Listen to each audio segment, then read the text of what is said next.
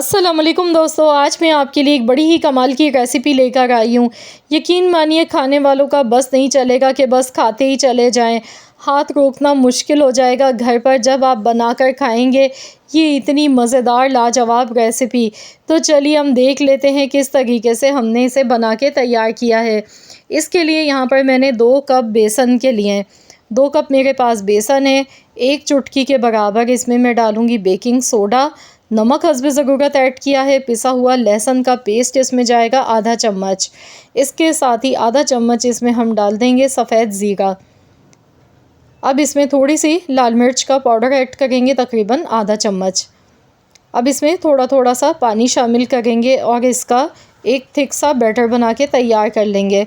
ना तो बहुत ज़्यादा थिक बनाएंगे, ना बहुत ही थिन होना चाहिए। मैं आपको इसकी कंसिस्टेंसी दिखा दूँगी कि किस तरह की होनी चाहिए। पानी एकदम से ज़्यादा मत डालिएगा, थोड़ा थोड़ा पानी डाल के आपने मिक्स करते जाना है। इसमें कोई भी गुठली वगैरह नहीं रहनी चाहिए। तो यहाँ देखिए इस तरह का ये बैटर होना चाहिए। ये देखिए इस तरह की कंसिस्टेंसी होनी चाहिए। तो चलिए अब हम पकोड़े फ्राई करना शुरू करते हैं। इसके लिए मैंने ऑयल पहले से गर्म होने के लिए रख दिया था। ऑयल जब अच्छा तेज़ गर्म हो जाएगा तभी आपने पकोड़े इसमें डालने हैं। अगर आप ऐसे ही पकोड़े इसमें डालेंगे तो फिर पकोड़े फूलेंगे नहीं।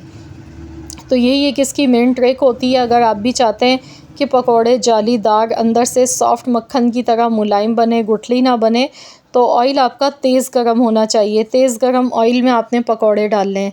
तो इस तरीके से देखिए कैसे ये डबल कर फूल कर कितने बड़े बड़े साइज़ के हो गए हैं। तो बस इस तरीके से ये सारे हमने पकोड़े इसके बना के पहले तैयार कर लेने हैं। तो यहाँ पर देखिए अच्छा सा कलर आ चुका है इनका। तो चलिए अब हम इन्हें निकाल लेते हैं। अब निकालने के बाद इन्हें फ़ौरन से पानी में आपने नहीं डालना है, बल्कि पहले सारे ये फुल्कियाँ बना के तैयार कर लेनी है। जब ये थोड़ी सी ठंडी हो जाएंगी तब हमने एक बाउल में पानी लेना है और इन्हें डिप कर देना है, पानी में डाल देंगे। लेकिन आपने गरम गरम नहीं डालनी है, उससे क्या होता है कि ये बहुत ज़्यादा सौगी हो जाती हैं, फिर टूटने लगती हैं, जो कि दिखने में भी बिल्कुल भी अच्छी नहीं लगती हैं। तो यहाँ ठंडा करने के बाद मैंने इन्हें पानी में डाल दिया है 5 मिनट के लिए। तो जब तक हम एक स्पेशल चटनी बना लेते हैं इसके लिए, जिसमें मैं पुदीना ले रही हूँ 2 मुट्ठी के बराबर।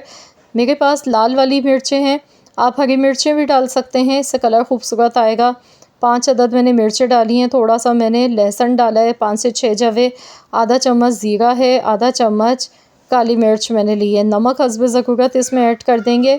तो मैं यहाँ पर आधा चम्मच नमक का शामिल कर रही हूँ। थोड़ा सा पानी इसमें मिक्स करूँगी। पानी डालने के बाद अब इसे हम पीस लेंगे, इसकी चटनी बना के तैयार कर लेते हैं। तो यहाँ पर देखिए बड़ी ही खुशबूदार चटपटी सी ये चटनी हमारी बनके तैयार हो चुकी है। अब हमने यहाँ पर दही लेना है। दही मेरे पास है 3 कप। 3 कप मैंने दही ली थी। अब इसमें ये चटनी हमने शामिल कर देनी है। विस्कर की मदद से दही में अच्छी तरह से चटनी को मिक्स करेंगे। खूब अच्छी तरह से इसकी मिक्सिंग कर लेते हैं। अगर फ्रेंड्स आपको मेरी आज की वीडियो पसंद आ गई है तो वीडियो को लाइक ज़रूर कर दीजिएगा और मुझे कमेंट्स में ज़रूर बताइएगा कि आप मुझे किस सिटी से या फिर किस कंट्री से आप मेरी इस वीडियो को वॉच कर रहे हैं।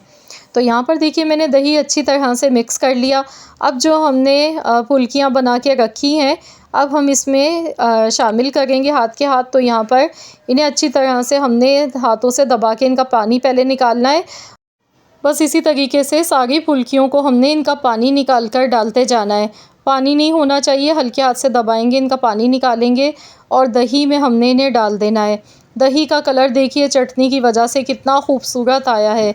तो बस इसे अच्छी तरह से एक बार मिला लेंगे। दही भी देखिए अच्छा खासा गाढ़ा है हमारा और बहुत ही चटपटा मसालेदार खुशबूदार दही बनके तैयार हुआ है।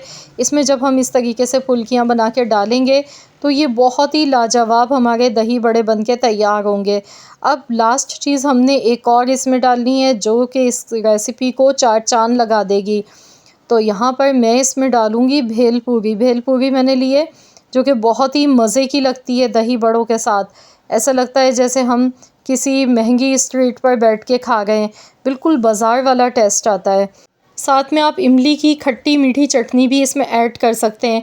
बिल्कुल भेलपूरी वाला टेस्ट आपको मिलेगा। बहुत ही मज़ेदार इसका जायका लगता है। आप बनाकर तो देखें एक बार, यकीन मानिए बार बार बनाने पर मजबूर हो जाएंगे। ना तो इसमें कोई तड़का मैंने लगाया है, बिल्कुल ऑप्शनल है, आप चाहें तो तड़का भी लास्ट में लगा सकते हैं, लेकिन आज मैंने थोड़ा सा इसे डिफरेंट तरीके से बनाया है। एकदम सॉफ्ट फूली हुई जालीदार इसकी फुल्कियाँ बन के तैयार हुई हैं।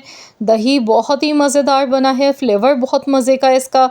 और जो मैंने इसमें भेलपूरी डाली है, इससे तो यकीन मानिए इतनी मज़ेदार ये रेसिपी हमारी बनी है दही बड़ों की, कि जिसे भी बनाएंगे, मेहमानों के लिए बनाएंगे, वो आपसे इसकी रेसिपी पूछे बिना रह नहीं पाएंगे। बहुत ही लाजवाब मज़ेदार रेसिपी है, खाते खाते पेट भर जाएगा लेकिन नीयत नहीं भरेगी, इतनी लाजवाब ये रेसिपी है। आई होप कि आप सबको आज की ये रेसिपी ज़रूर पसंद आई होगी। अगर रेसिपी अच्छी लगी है तो वीडियो को लाइक ज़रूर कीजिएगा और शेयर भी कर दीजिएगा। तो मिलते हैं इंशाअल्लाह ताला एक और नई रेसिपी के साथ। तो जब तक के लिए अल्लाह हाफ़िज़।